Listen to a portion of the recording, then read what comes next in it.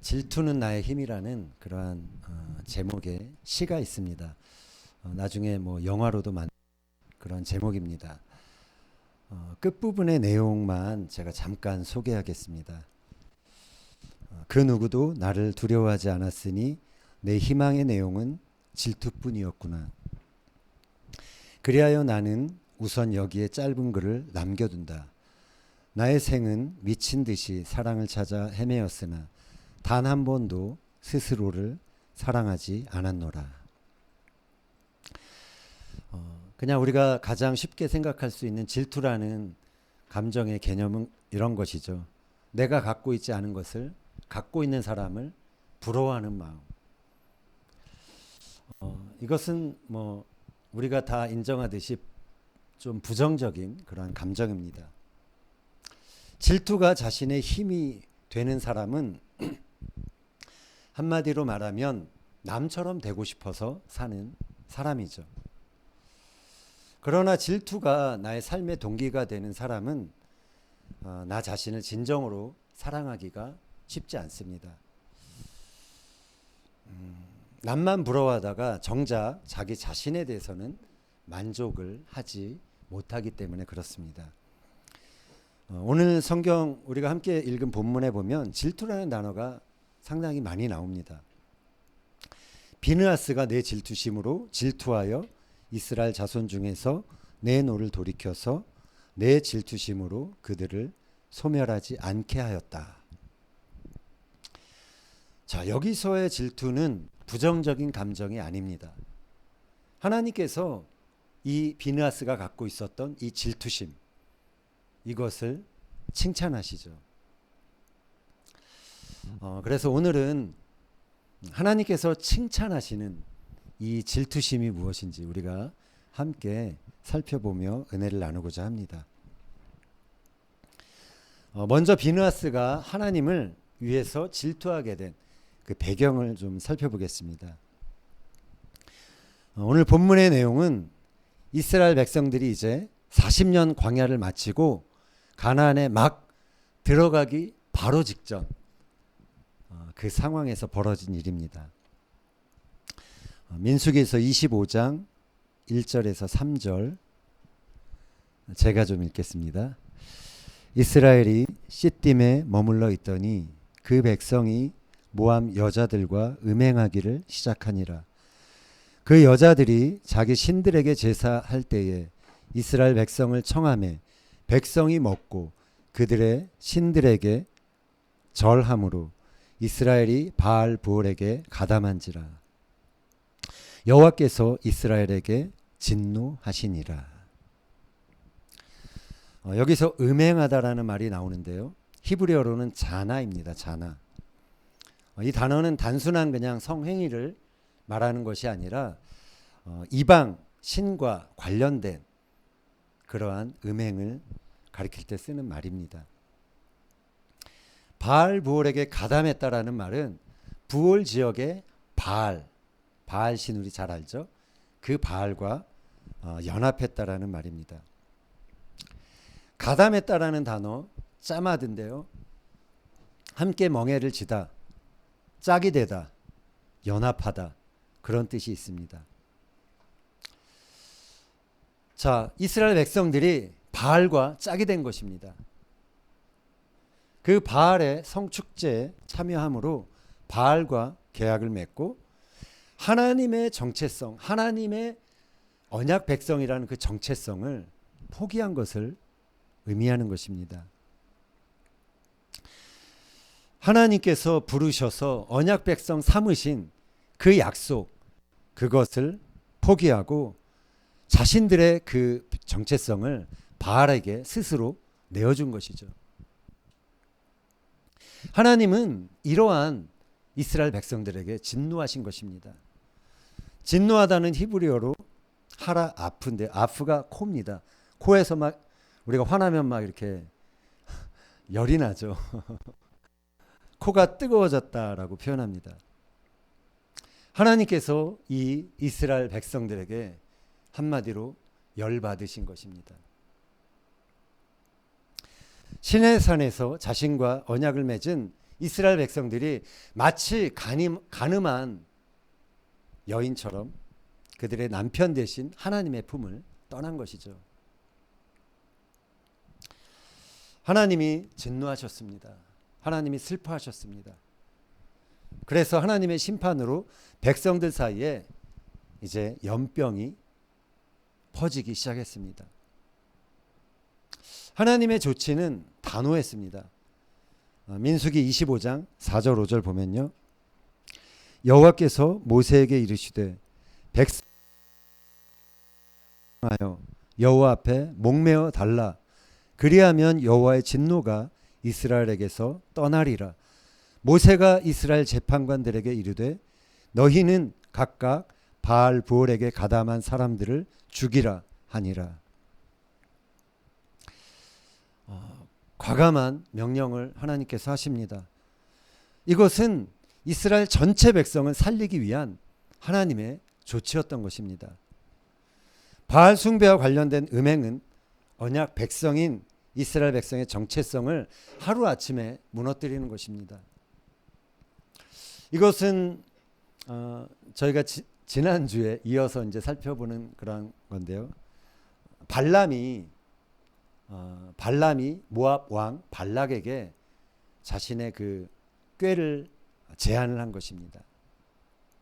이스라엘 민족을 와해시키기 위한 방법으로 이제 음행이라는 덫을 이스라엘 백성들에게 놓자라고 그렇게 제안했던 것이죠. 자, 그래서 하나님은 전체 이스라엘 백성들을 지키기 위해서 바알 숭배에 가담한 자를 가차없이 죽이라고 그렇게 명령한 것입니다. 자, 그런데 이런 상황에서 한 가지 사건이 벌어져요. 시므리라는 이름하는 시몬 지파의 지도자입니다.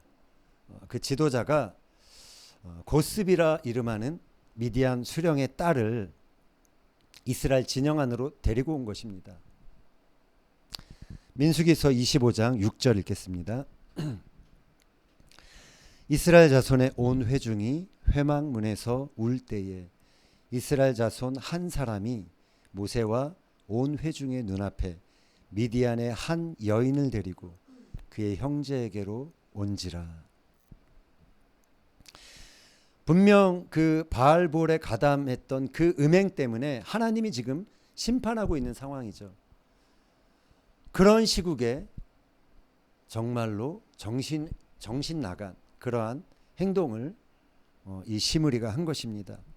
그것도 모세와 온 회중이 회막 앞에서 울고 있을 때, 그들이 백성의 죄를 회개하면서 울고 있을 때 그가 버젓이 모세와 또 회중의 그런 눈앞에서 이방 여인을 데려온 것입니다. 이것을 본 아론의 손자 비느하스가 진노합니다. 그래서 그가 이 두 사람을 따라 막사로 들어가 시므리와 그 여인의 배를 관통해서 꿰뚫어 죽이게 됩니다. 이것으로 인해서 연병이 이스라엘 자손에게서 그치게 되는 것이죠. 그때까지 그 순간까지 연병으로 2만 4천 명의 이스라엘 백성들이 죽어가던 상황이었습니다. 그런데 이 비느하스의 행동으로 인해서 하나님의 진노가 그치고 더 이상의 희생이 이제 희생을 막을 수 있게 된 것입니다. 비느하스의 행동이 없었다면 이스라엘 백성들, 유대인들은 가나안에 들어가 보지도 못하고 전멸했을 그러한 상황이었던 것입니다. 하나님이 모세에게 말씀하셨습니다. 25장 11절 제사장 아론의 손자 엘르아살의 아들 비느하스가 내 질투심으로 질투하여 이스라엘 자손 중에서 내 노를 돌이켜서 내 질투심으로 그들을 소멸하지 않게 하였도다. 하나님은 사랑하는 당신의 백성들 때문에 질투하셨습니다. 이 질투는 우리가 쉽게 하는 질투와 너무나 다른 것이죠. 우리 자매분들이 자주 하는 질투가 그런 거 아니겠어요? 저게 나보다 더 예뻐? 뭐 이런 그러면서 갖게 되는 어떤 질투심, 그런 감정이 아니라, 예, 그 남편과 아내 사이에서 다른 남자에게 마음을 뺏기는 그러한 아내를 바라봤을 때 남편은 질투를 느껴야 정상인 것이죠. 그것은 아내와 남편이 배타적인 언약 관계에 있기 때문에 그렇습니다. 그 누구와도 공유할 수 없는 두 사람만의 언약이 바로 결혼이잖아요. 배우자는 이 사람 저 사람, 이놈 저놈 함께 공유할 수 있는 그런 관계가 절대 아니죠. 나 자신하고만 언약을 맺었기 때문에 다른 사람에게는 잠근 동산, 덮은 우물, 봉한 셈이 돼야 하는 것입니다. 그래서 언약적 사랑에는 반드시 그것을 방해하고 빼앗는 것에 대한 불같은 질투가 따르게 되어 있습니다. 성경은 하나님을 질투하는 분으로 묘사합니다. 출애굽기 34장 14절, 너는 다른 신에게 절하지 말라. 여호와는 질투라 이름하는 질투의 하나님이니라. 하나님은 저와 여러분을 질투하시기까지 사랑하시는 분이십니다. 질투의 하나님은 우리를 사랑하시기 때문에 우리에게 독점적인 사랑을 원하십니다. 하나님 한 분을 향한 빼앗기지 않는 사랑을 원하시는 것이죠. 우리의 마음이 세상의 우상에게 빼앗기지 않기를 하나님은 원하고 계시는 것입니다. 혹 우리의 마음이 세상의 어떤 세상 사람들이 우상으로 여기는 것들, 돈과 명예와 성공과 자식이나 또 다른 쾌락에 그것 때문에 우리의 마음이 나뉜다면 하나님은 그러한 우리들의 모습 때문에 질투하시는 것입니다. 그것은 그가 언약을 맺은 대상인 우리들을 향한, 우리들을 정말로 보호하고 세워주기 위한 그러한 질투인 것입니다. 질투는 히브리어로 킨아라고 합니다. 성경에서는 열심으로 번역되기도 해요. 하나님의 질투, 하나님의 열심. 자기 백성을 향한 열정적인 사랑이 바로 여호와의 질투, 여호와의 열심인 것입니다. 하나님은 비느하스의 행동을 내 질투심으로 질투한 것이다 라고 평가하셨습니다. 진정한 하나님의 사람은 하나님이 질투하실 때 함께 질투의 감정을 느끼는 사람입니다. 하나님이 열심을 내시는 대상을 향하여 함께 열심을 내는 사람인 것입니다. 그 사람은 하나님과 마음이 합해진 그러한 사람인 것입니다. 하나님과 마음이 합해진 사람은 원수가 우리의 정체성을 흔들기 위해서 놓은 덫에 걸리지 않습니다. 모든 사람이 우상 숭배라는 그 덫에 걸려들 때 오히려 분연히 일어나 하나님을 위해 창을 들게 되는 것입니다. 지난주 토요일 지금 저희 청년 3명이 유럽에 이제 전도여행을 정말 너무 감사하고 그럴 줄 몰랐는데 저희 아들 둘도 그 현지 누나를 따라서 지금 같이 여정을 하고 있는데요. 베를린에서도 현지 교회와 연결해서 또 청년들과 함께 거리 전도하고 노숙자 사역 섬기는 사역도 하고요. 은혜로운 시간들을 보내었습니다. 그리고 그 다음 이동 프랑크푸르트로 이동을 했습니다. 그런데 그날 이동한 날 현지 자매에게서 전화 메시지가 왔어요. 마음이 너무 힘들다는 거예요. 통화할 수 있냐고. 그래서 통화를 하게 됐는데 도착하면서 그 도시에서 동성애 퍼레이드가 있었다라는 거예요. 그 행렬과 이렇게 섞이게 돼서 그 행렬 가운데 있게 됐다라는 겁니다. 근데 돌아와서 마음이 너무 힘들다는 거예요. 어떤 영적인 타격이 있었다라는 것입니다. 그들이 외치는 구호도 너무나 당당해졌다라는 거예요. 이전에는 그냥 우리 제발 결혼하게 해주세요. 뭐 이 정도 차원이었는데 이제는 너무나 적극적으로 공격적으로 그들의 권리를 법적으로 보장받기 위해서 그렇게 외치는 것을 보면서 좀 마음이 많이 힘들었던 것 같습니다. 그래서 이게 이제 물론 이제 저희들 세대의 어떤 기도 제목이기도 하지만 이것은 젊은 세대, 다음 세대인 너희들이 정말 실질적으로 안고 씨름하고 기도해야 될 문제다. 그것을 그 행렬, 그 유럽이 그 프로파간다 이런 게 강하잖아요. 그런 도시 한복판에서 그 행렬을 마주친 것에는 뜻이 있는 것 같다. 이 시대를 위해 너희가 더 기도하고 준비하라는 그러한 기회로 삼았으면 좋겠다라고 그렇게 이야기를 나누었습니다. 동성애를 찬성하고 가담하는 것은 과거 이스라엘 백성들이 바알 부올에게 가담하는 그 행위와 같은 맥락의 것입니다. 동성애가 법제화되면 동성애가 죄라고 말하고 있는 성경이 위법이 됩니다. 그리고 동성애를 반대하는 교회와 성도들은 법의 제재를 받게 됩니다. 동성애는 이제 교회와 하나님 나라 백성들의 정체성을 흔들고 허무는 이 시대의 바알 숭배인 것입니다. 현지 자매가 이틀 뒤에 사진을 다시 보내왔어요. 여기 혹시 네, 지금 텔아비브 교회에는 영상이 나가고 있는데 지금 이렇게 연동이 좀 안 돼서 어떤 사진을 보내왔냐면 그 동성애자들의 상징이 6색깔 무지개잖아요.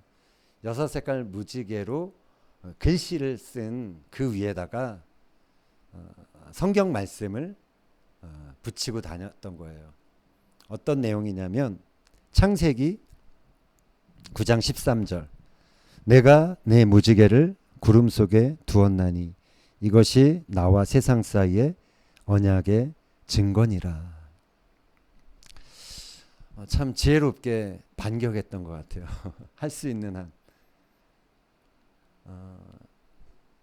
이분들이 이렇게 하나님의 창조 질서, 하나님이 처음 창조했던 것들을 조금씩 왜곡하고 변형시키잖아요. 그러나 하나님의 원래의 의도, 무지개를 드신 원래의 의도, 그것이 적혀 있는 말씀을 붙이고 다녔던 것입니다. 작은 행동이었지만 하나님의 질투심으로 비느하스처럼 질투하며 그렇게 했던 행동이라는 생각이 들었습니다. 오늘날 우리 시대에도 하나님의 질투심으로 질투하며 창을 들고 일어서는 비느하스들이 필요합니다. 하나님은 하나님의 감정을 품은 비느하스에게 이러한 약속을 주셨습니다. 민수기서 25장 12절 그러므로 말하라 내가 그에게 내 평화의 언약을 주리니 그와 그의 후손에게 영원한 제사장 직분의 언약이라 그가 그의 하나님을 위하여 질투하여 이스라엘 자손을 속죄하였음이니라. 비느하스가 창을 든 것은 자신의 야망을 위한 것이 아니었습니다. 하나님 한 분을 향한 열정 때문이었습니다. 이스라엘이 하나님을 떠나 너무도 쉽게 우상에게 가담하는 것을 보았을 때 그가 불같은 그러한 분노가 질투심이 있었던 것이죠. 하나님을 향한 하나님의 영광을 향한 하나님의 언약을 향한 거룩한 질투가 일어났던 것입니다. 그의 마음은 하나님과 긴밀히 연결되어 있었기에 하나님이 느끼시는 질투를 그도 고스란히 느꼈던 것입니다.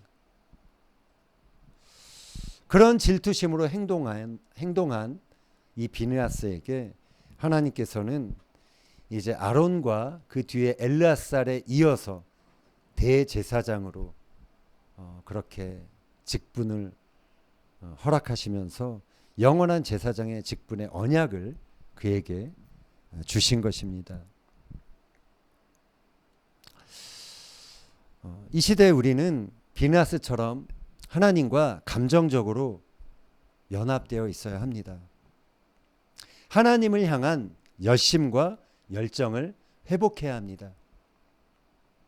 그 열심이 있어야 우리는 세상의 우상 앞에 절하지 않습니다. 하나님을 향한 열심을 회복해야 우리는 원수들이 우리 앞에 놓은 덫에 걸려들지 않게 됩니다. 하나님과 마음으로 연결되어야 우리는 하나님의 질투심을 가지고 그분의 사랑과 언약을 지키기 위해 창을 들 수 있는 사람들이 되는 것입니다. 그래서 사랑의 연합이 먼저 필요한 것입니다. 신랑을 깊이 사랑하는 신부가 될 때 신랑을 위해 싸울 수 있는 신부이자 용사가 되는 것이죠. 바울은 고린도 교회 성도들에게 이렇게 말했습니다. 고린도후서 11장 2절, 내가 하나님의 열심으로 너희를 위하여 열심을 내노니 내가 너희를 정결한 처녀로 한 남편인 그리스도께 드리려고 중매함이로다. 그러나 것 같이 너희 마음이 는 진실함과 깨끗함에서 떠나 부패할까 두려워하노라. 여기서 바울이 하나님의 열심을 냈다. 이것은 비느하스가 느꼈던 그 단어입니다. 여기에는 헬라어를 사용했지만 하나님의 질투심으로 너희를 위해서 질투했다라는 그 표현입니다. 똑같은 표현입니다. 바울은 그래서 비느하스의 심정으로 고린도 교도들에게 호소했던 것입니다. 당시 고린도가 성적으로 많이 타락했었죠.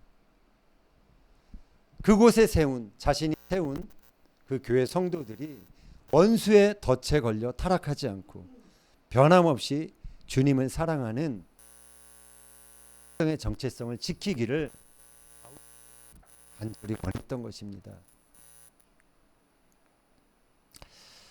지금 세상에서 하나님이 정한 기준들이 계속해서 하나님을 위해 하나님의 질투심으로 창을 들어야 할 성도들이 원수가 넘어지고 있습니다. 청년들이 교회에서 사라지고 있고 다음 세대의 관심들은 온통 자신에 대한 염려뿐인 듯한 모습을 보게 됩니다. 먼저 하나님의 나라와 의를 구하는 청년들을 찾아보기가 점점 힘든 것 같은, 다 그런 건 아니지만 이전에 비해서 그런 느낌들을 받게 됩니다. 이 시대의 바알과 만몬의 힘에 이끌려 돈과 쾌락, 하나님 사랑하는 더한 것들을 보게 됩니다.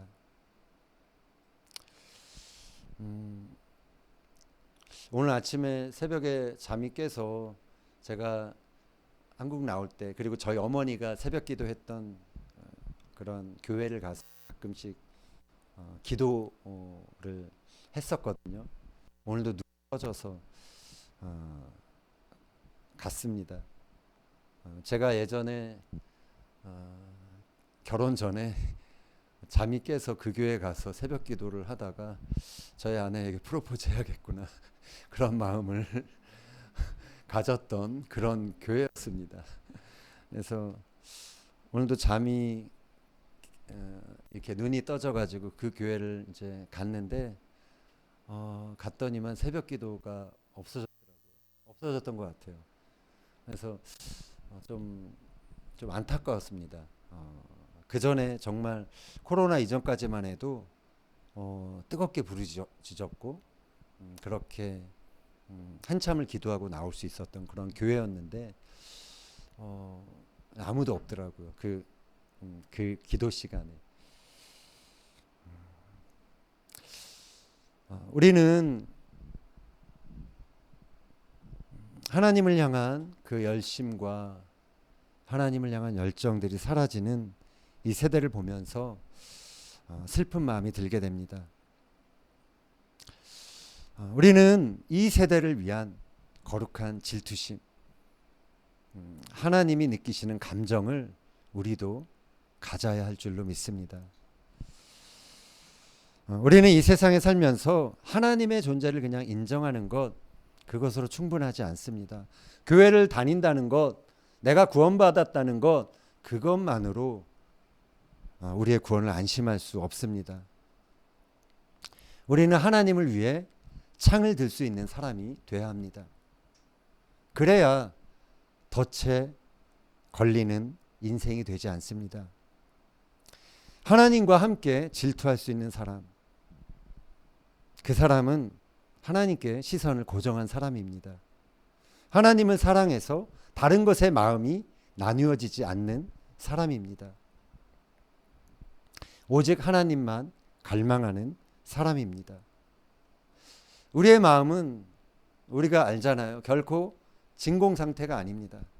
반드시 뭔가로 채워야만 만족하는 그러한 우리들이죠. 내 안에 하나님을 향한 갈망이 없다면 그것은 내 안에 다른 것을 더 구하고 있다라는 말이고 하나님 아닌 다른 것으로 채워져 있다라는 말입니다. 그것은 곧 내가 하나님과 마음과 마음으로 연합되어 있는 것이 아니라 다른 우상과 다른 세상의 신들과 더 많이 연결되어 있다라는 것을 말하는 것입니다.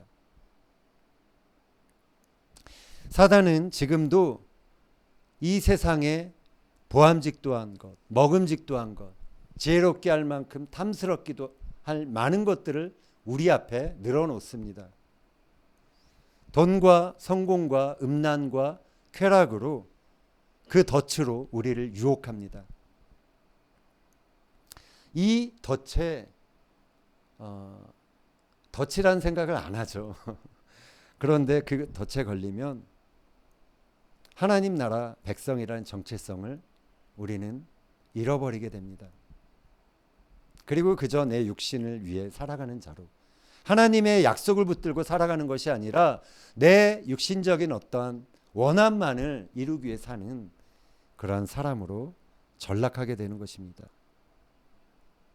그것은 모두가 공멸하는 길입니다. 이런 시대에 우리는 비나스의 열심을 구해야 합니다.